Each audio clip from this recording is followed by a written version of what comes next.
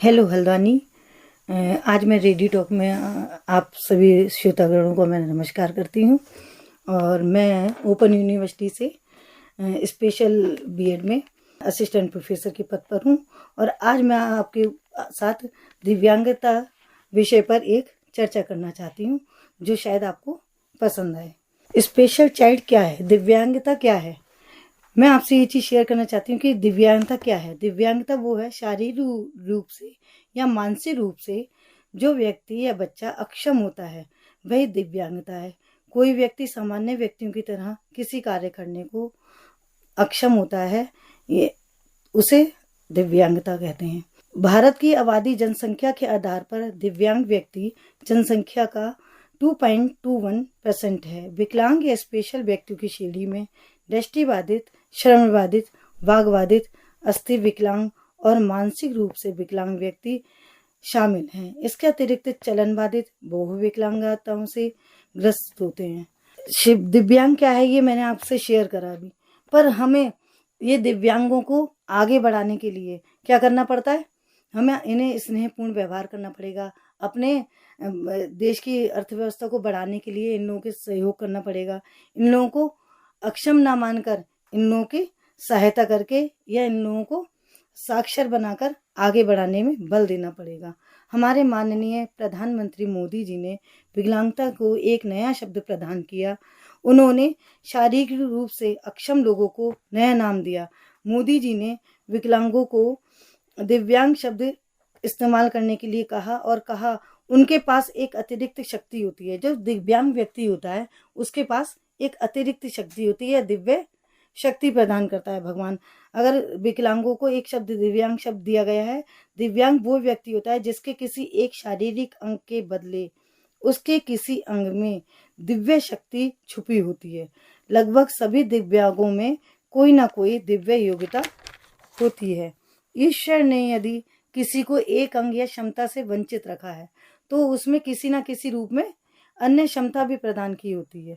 अधिनियम के अंतर्गत दिव्यांगता के 21 प्रकार बताए गए हैं, जैसे चलन दिव्यांगता, बौनापन, मांसपेशी दुर्विकास, दृष्टिबाधित, अल्पदृष्टि, अल्पबाधित, कम ऊंचा सुनना, भाषा की दिव्यांगता, कुष्ठ रोग से मुक्त प्लस मस्तिष्क घात, बहुविधिज्ञानता, सीखने की दिव्यांगता, स्वालीनता आदि इसके लक्षण हैं।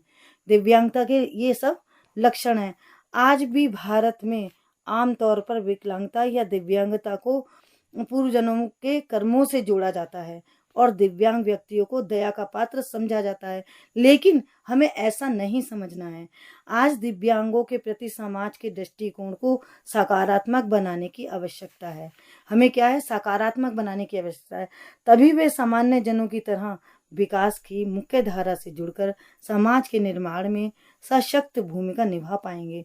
दिव्यांगों की शारीरिक स्थिति को नज़रअंदाज करते हुए उनके आत्मविश्वास एवं मनोबल को बढ़ाना चाहिए। उनके क्या करना चाहिए? हमें उनकी अक्षमताओं को या शारीरिक स्थिति को नज़रअंदाज करना है और उनको उनकी कार्य क्षमताओं को देखते हुए उन्हें समाज की मुख्य धारा से जोड़ने का प्रयास करना चाहिए। सरकारी योजनाओं के प्रति जागरूक करना चाहिए। दिव्यांगों को भी सम्मान पूर्वक जीने का पूरा अधिकार है। हमें उन पर सहानुभूति दिखाने की बजाय उन्हें आत्मनिर्भर बनाने के लिए पूरी कोशिश करनी चाहिए। दिव्यांगों को स्वतंत्र तथा आत्मनिर्भर बनाने में मदद करनी चाहिए। हमें उनके प्रति सकारात्मक भूमिका को प्रदर्शित करना है। उनकी शिक्षा के प्रति बल देना चाहिए।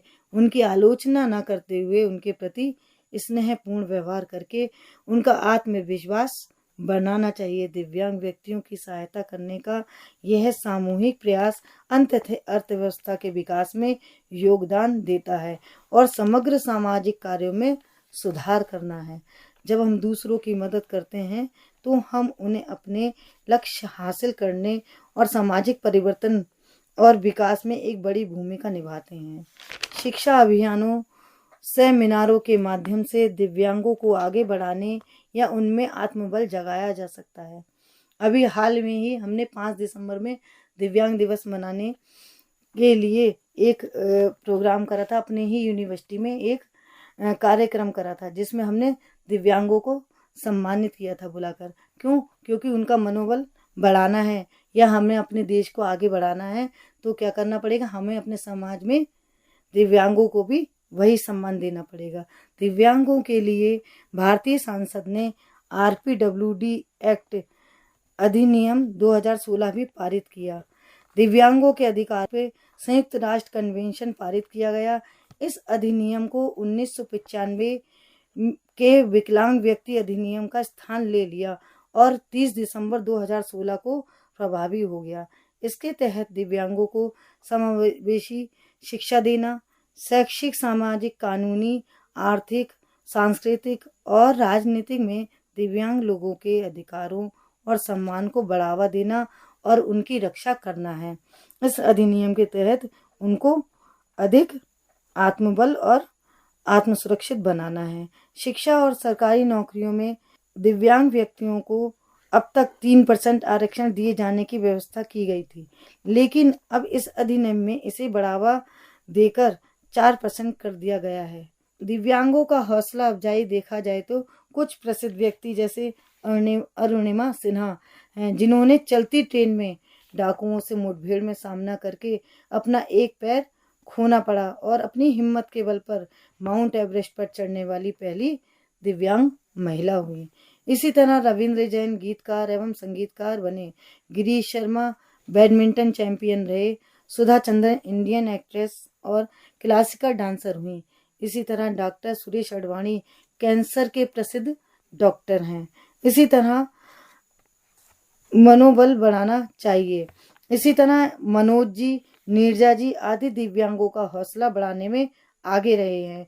अभी हमने हाल ही में अपने 5 दिसंबर में यूनिवर्सिटी में स्पेशल बीएड की तरफ से एक कार्यक्रम आयोजित किया था, जिसमें हमने मनोज जी को, नीरजा जी को सम्मानित किया था और गौरवान्वित किया था, क्योंकि यही आगे चल के देश का हमारा भविष्य है। अपने समाज और देश को आगे बढ़ाने में सभी को इस क्षेत्र में आगे से आगे आकर जागरूकता बढ़ानी होगी, तभी दिव्यांगों का सहारा ना बनकर उनको हौसला बढ़ाना होगा और उन्हें सक्षम बनाने में तत्पर करना होगा। उनका आत्मविश्वास एवं आत्मबल को बढ़ाना होगा। और आपसे मैं यही निवेदन करूंगी और आपसे इसीलिए मैंने इस विषय पे चर्चा की कि आप आगे आने वाले समय में किसी भी दिव्यांग व्यक्ति को उसका हौसला अफजाई करने के लिए और आत्मविश्वास जगाने के लिए और आत्मबल बढ़ाने के लिए उसको सहारा ना बनकर उसको तत्पर करेंगे कि आपको आगे बढ़ना है। इस देश के साथ हर सामान्य व्यक्ति के साथ कंधे से कंधा मिलाकर आगे चलना है, ताकि आगे आने वाले समय में हम एक समावेशी शिक्षा को भी बल दिया जाए और उसमें सभी को एक समान समझकर उसे उसी प्रकार शिक्षा देने में सक्षम हो। नमस्कार।